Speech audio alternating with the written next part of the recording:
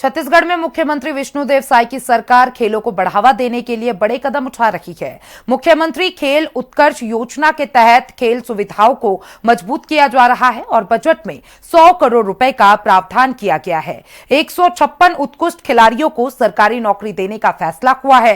राष्ट्रमंडल खेलों की रजत पदक विजेता ज्ञानेश्वरी यादव को 30 लाख रुपए और आउट ऑफ टर्न डीएसपी पद दिया गया और बस्तर ओलंपिक, सरगुजा ओलंपिक और खेलो इंडिया ट्राइबल गेम्स से ग्रामीण और आदिवासी प्रतिभाओं को मंच मिल रहा है। 150 करोड़ रुपए से ज्यादा की खेल परियोजनाओं पर काम जारी है। रिपोर्ट देखिए। छत्तीसगढ़ में सीएम साय की सरकार लाई खेल क्रांति। सीएम साय के नेतृत्व में खिलाड़ियों के सपनों को उड़ान। 100 करोड़ के बजट से खेल सुविधाओं को मिलेगी गति। बस्तर से सरगुजा तक प्रतिभाओं को मिल रहे नए मौके।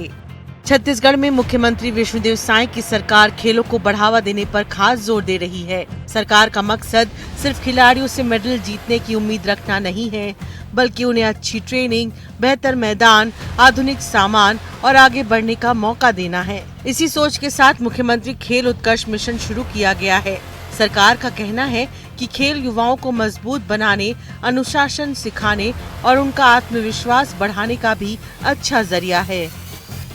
छत्तीसगढ़ में खेल प्रतिभाओं को अब सिर्फ मैदान नहीं बल्कि बड़े सपनों को पूरा करने का मंच भी मिल रहा है। मुख्यमंत्री विष्णुदेव साय के नेतृत्व में प्रदेश के खेलों को बढ़ावा देने के लिए लगातार नई पहल की जा रही है। बस्तर ओलंपिक हो या सरगुजा ओलंपिक, इन आयोजनों के जरिए दूर दराज के इलाकों में छिपी खेल प्रतिभाएं सामने आ रही है। मुख्यमंत्री विष्णुदेव साय ने मौजूदा बजट में खेलों के लिए 100 करोड़ रुपए का प्रावधान किया है। इस बजट से जरूरी भवन और खेल सुविधाएं तैयार करने के साथ खिलाड़ियों को बेहतर ट्रेनिंग और आधुनिक खेल सामान उपलब्ध कराने की योजना है। सरकार की कोशिश है कि प्रदेश में ऐसा माहौल बने जहां छोटे शहर और गांव के खिलाड़ी भी आगे बढ़ सकें। साय सरकार ने खिलाड़ियों को सम्मान देने के साथ उनके भविष्य की चिंता भी की है। सरकार ने 156 बेहतरीन खिलाड़ियों को सरकारी नौकरी देने का फैसला लिया है। राष्ट्रमंडल खेलों में रजत पदक जीतने वाले छत्तीसगढ़ के खिलाड़ी ज्ञानेश्वरी यादव को 30 लाख रुपए का पुरस्कार दिया गया।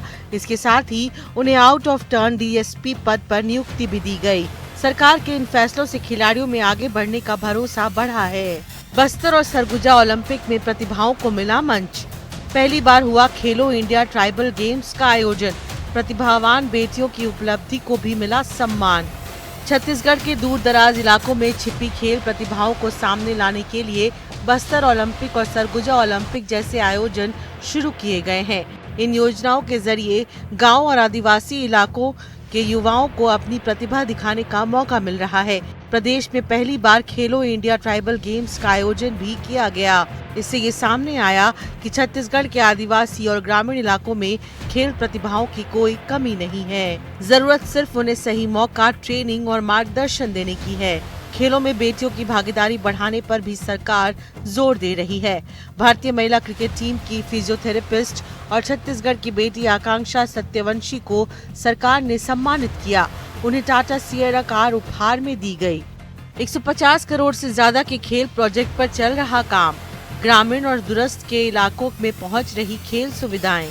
छत्तीसगढ़ में खेल सुविधाओं को बढ़ाने के लिए 150 करोड़ रुपए से ज्यादा की अलग अलग परियोजनाओं पर काम चल रहा है। जशपुर में आधुनिक तीरंदाजी अकादमी बनाई जा रही है। कुनकुरी में इंटीग्रेटेड स्पोर्ट्स कॉम्प्लेक्स, बगीचा में इंडोर बैडमिंटन स्टेडियम, मयाली में एडवेंचर स्पोर्ट्स और घोलेंग में फुटबॉल स्टेडियम जैसे काम भी आगे बढ़ रहे हैं। इन परियोजनाओं के जरिए ग्रामीण और दूरस्थ इलाकों में भी खेल सुविधाएं पहुंचाई जा रही हैं। जशपुर की पहाड़ी कोरवा जनजाति के बीच मौजूदा प्राकृतिक तीरंदाजी की प्रतिभा को भी आगे बढ़ाने की कोशिश हो रही है।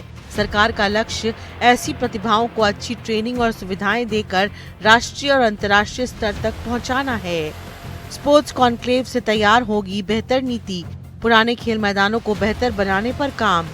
खेलों को आगे बढ़ाने के लिए स्पोर्ट्स कॉन्क्लेव भी साय सरकार की एक अहम पहल है। इस मंच पर खिलाड़ी, कोच, खेल से जुड़े जानकार और नीति बनाने वाले लोग एक साथ आकर खेलों की जरूरतों पर चर्चा कर सकते हैं। इससे प्रदेश के लिए लंबे समय की बेहतर खेल योजना तैयार करने में मदद मिलेगी।